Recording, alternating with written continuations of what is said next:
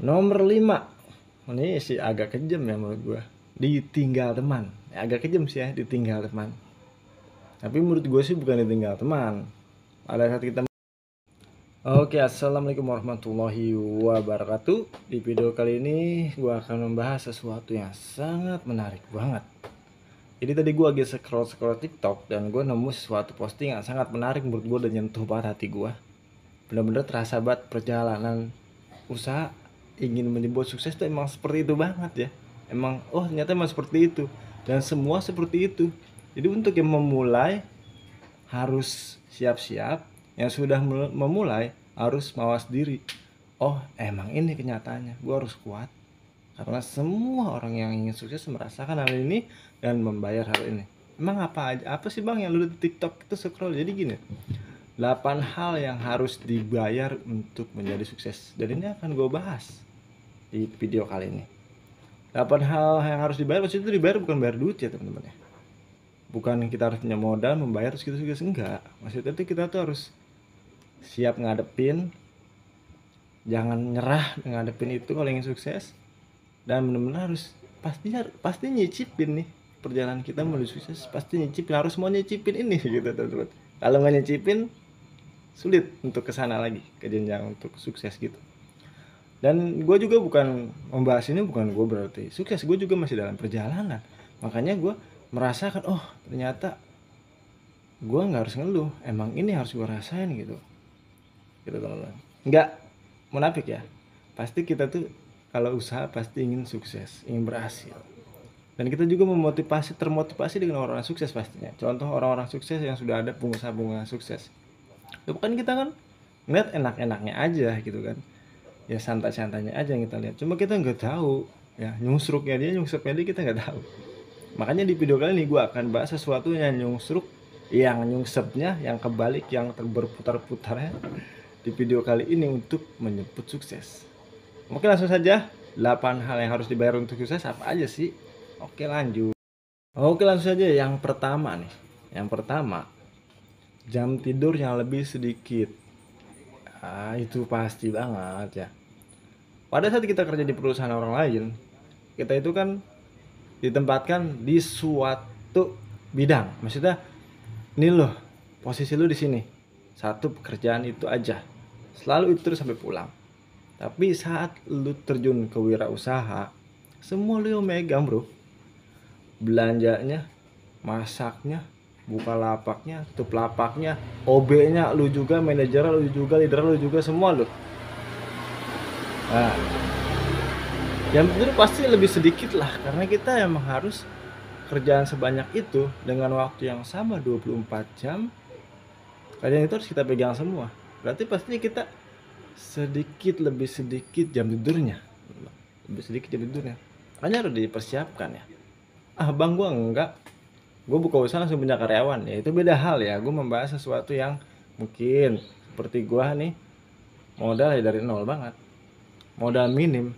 Makanya gue harus gue pegang sendiri. Gue nggak mampu waktu itu untuk bayar orang belanja, orang masak, karyawan, OB nggak mampu, atau yang jaga juga nggak mampu. Makanya bener-bener itu dirasakan banget sama gue.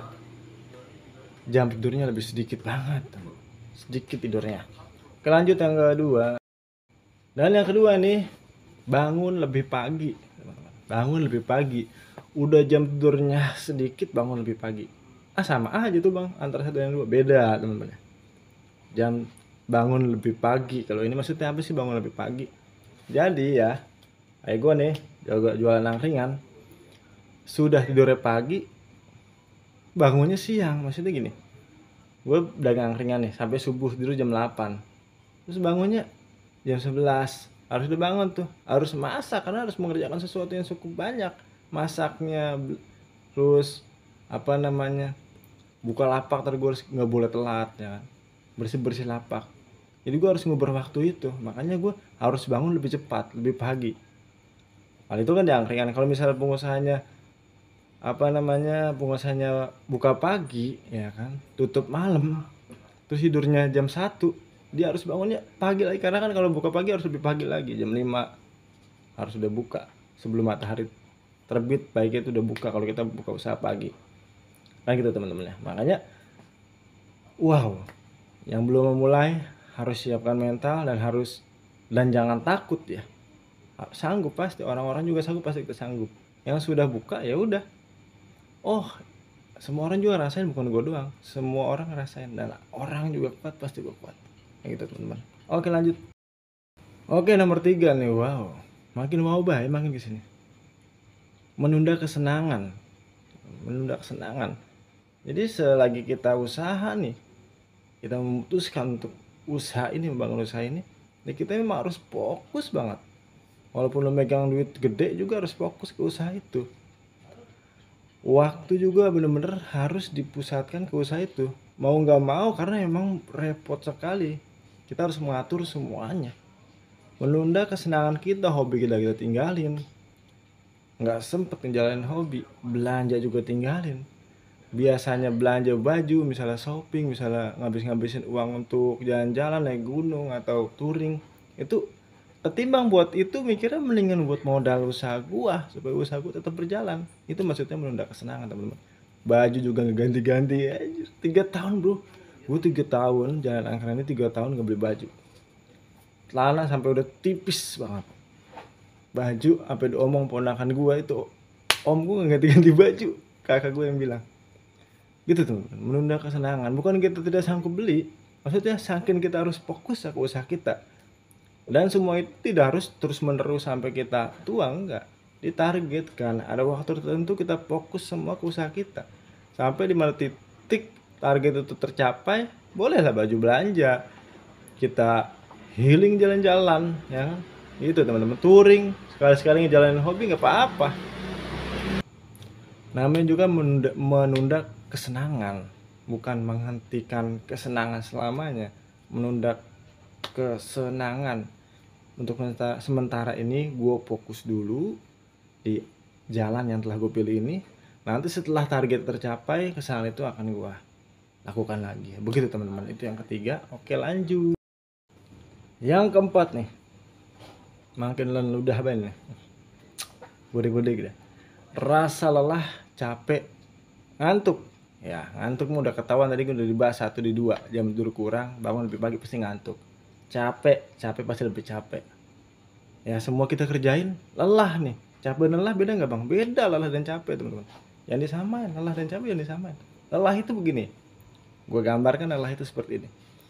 Pada saat usaha kita, ya, aduh baru memulai nih, ngesot kita lakon, buka tuh usaha nih, mau nggak mau pokoknya gue harus tekun, harus tetap buka nih usaha walaupun capek ya. Terus pada saat kita udah buka, capek-capek kita udah belanja, beres-beres lapak, buka lapak, udah capek-capek, ternyata omset turun. Nah itu namanya lelah. Kurang lebihnya begitu teman-teman. Lelah, letih. Lelah itu bukan hanya fisik, dalamnya juga kena, mentalnya kena lelah. Udah lelah, capek, dan ngantuk. Kalau ngantuk kita bisa tahan. Maksudnya ngantuk ya kita cuci muka hilang, gampang mudah. Capek ya kita tidur, kadang sembuh capeknya, segar lagi badan. Kalau lelah teman-teman, kadang teringat terus, udah bangun tidur, duh lelah gua, kayak gitu maksudnya gitu teman-teman. Oke, tapi pengusaha harus kuat. Lelah juga harus lanjut terus, karena kita punya target, dan selagi kita mau jalan terus, buka terus, dan diiringi dengan mempelajari ilmunya, pasti akan mencapai target kita. Oke lanjut ke nomor 5. Nomor 5 ini sih agak kejam ya menurut gue, ditinggal teman. Agak kejam sih ya, ditinggal teman. Tapi menurut gue sih bukan ditinggal teman. Pada saat kita membuka usaha sih teman pada datang, dukung, jajan, mensupport usaha kita. Tetangga, saudara, semua tetangga nyupport usaha kita. Cuma pada saat kita benar-benar udah terlihat memilih usaha jalan ini untuk jalan hidup kita gitu, masing-masing semua orang juga punya jalan kehidupannya masing-masing. Nggak mungkin dia support kita terus. Saudara, temen punya kehidupan masing-masing. Apabila usaha ini adalah cita-cita kita ingin sukses, mereka juga sama punya cita-citanya, harus dikejar. Berhubung cita-cita kita dan dia berbeda, kesannya seperti ditinggal teman. Bener enggak? Bukan ditinggal, sama-sama mengejar cita-cita di jalan yang berbeda. Jadi gini, ini jalan nih, tadinya kita sama, gara-gara lu milih jalan yang berbeda, usaha yang berbeda, jadi begini. Tetap aja kalau dihubunginnya ketemu. Kalau pada saat kita libur usaha, dia libur juga dengan kerjaannya, kita ketemu bisa, bukan ninggalin ya, bukan ninggalin. Jadi itu hanya sesaat juga, semua cuma beda arah saja, sama-sama mengejar cita-citanya. Oke, lanjut yang keenam. Yang keenam nih, kena mental banget yang keenam. Diremehkan dan direndahkan. Diremehkan dan direndahkan. Pada saat kita sedang membuka usaha, diremehkan dan direndahkan itu wow. Ya gue cerita sedikit dah. Pada saat gue sedang pembangunan pelebaran usaha gue, lagi ngelukis-lukis gitu kan. Ngapain lu Pur? Ada yang ngomong gitu, ngapain lu Pur? Yalah usaha jalan kagak dirawat-rawat, itu diremehkan salah satunya. Terus yang kedua ada juga ya yang gue ingat, ibu-ibu bilang, badan masih normal, kaki ada, tangan ada, usaha-usaha buat orang udah tua, lu masih muda, usaha anak gua aja mau kerja yang cacat. Nah, diremehkan dibanding-bandingkan. Ya kurang lebihnya gitu tuh. Itu banyak sekali terjadi. Yang ketiga ada bicara sekali lagi. Gua kan buka di kampung nih, di kampung gua buka. Mungkin logika dia bisa maju apa kagak di kampung. Di belakang, di depan gua bisa dia ngomong gini. Dia nggak tahu yang punya usaha gua. Dia nanya ke warung itu, dia lagi beli, gua juga mau beli. Itu siapa sih yang bawa usaha? Karena yang punya warung tahu, dia nggak nyebut, langsung lirik gua. Ada itu tetangga, dia ngomong gitu. Usaha di sini, mana bisa maju, mana ada yang beli usaha di kampung gini ya. Remehkan teman-teman ya. Yang ketujuh nih, dianggap halu atau gila. Wede, kalau itu sih gue nggak terlalu ya, nggak sampai ke situ levelnya. Mungkin itu level udah lebih tinggi kali ya. Dianggap halu atau gila. Kalau gue cuma gini aja. Pada saat gue membesarkan, lu juga gue pernah bertanya sama temen pelanggan itu temen. Gue ingin gedein lagi nih. Ya lu ngapain gedein lagi nih, aja penuhin dulu. Cuma pikiran gue itu pada saat gue pengen gedein gitu kan, gue mikir ada waktu-waktu dimana ada orang datang serentak penuh. Kalau dia mikir, nah ini aja jarang penuh, ngapa lu gedein? Nah, dia mikir gitu. Mungkin itu halu gue kali ya. Cuma alhamdulillah, emang itulah kenyataannya. Mungkin sesuatu yang nggak mereka pikir gitu kan. Ini aja begini. Tapi kalau kita punya usaha, gue yakin bakal seperti itu. Ikuti kata hati, makan usaha tuh ikuti kata hati dan pikiran kita. Karena kita yang tahu usaha kita bagaimana. Boleh kita minta pendapat orang, cuma tetap pendapat itu kalau misalnya sesuatunya menjatuhkan, agak meremehkan, jangan diambil. Cuma kalau misalnya agak mendukung dikit, ya kita juga harus pikir. Pokoknya kita harus benar-benar jeli lah. Kalau gue dulu mikirnya gini, ngegedein tuh karena ada momen dimana tuh orang datang serentak gitu. Walaupun nggak setiap hari, dia ada momen datang serentak, gue pengen semua tuh masuk. Kalau dia mikirnya ini jarang penuh, mungkin itu ya halunya. Ya mungkin, atau kalau gue salah tolong dimaafkan, karena ini dianggap halu atau gila, ini level yang mungkin yang lebih tinggi lagi ya, karena gue juga masih dalam proses semua ini. Lanjut yang ke-8. Nah yang ke-8 nih, wah ini yang sangat penting sekali. Dari 1 sampai 7 tadi kita omongin tuh ya, dari mental kena, istirahat kurang, lelah, letih, ngantuk, semua kerjaan kita yang pegang, yang melapan nih, waktu untuk belajar. Kita harus sempetin belajar di sesuatu yang sudah kita pilih nih, usaha yang kita pilih. Karena kita pantang menyerah, tekun, rajin, terus disiplin juga. Cuma kalau kita nggak mempelajari ilmunya, kurang lengkap, progresnya kurang mental gitu, memakan waktu lama. Apabila prosedur usaha kuliner 5 tahun sudah berjalan, tapi kita tidak mempelajari ilmunya gitu, itu akan lebih lama gitu. Makanya lo harus tekun nih, lo harus pantang menyerah, harus maju terus. Di samping itu, harus mempelajari ilmunya, pokoknya ilmunya, ilmu pokok dasarnya harus dipelajari. Jangan cuek dengan ilmunya. Contoh kecil, usaha dagang, pelayanannya harus ramah. Enggak, yang penting tekun, yang penting buka, udah bodo amat, orang pelanggan datang santai cuek. Nah, tapi itu tidak mempelajari ilmunya.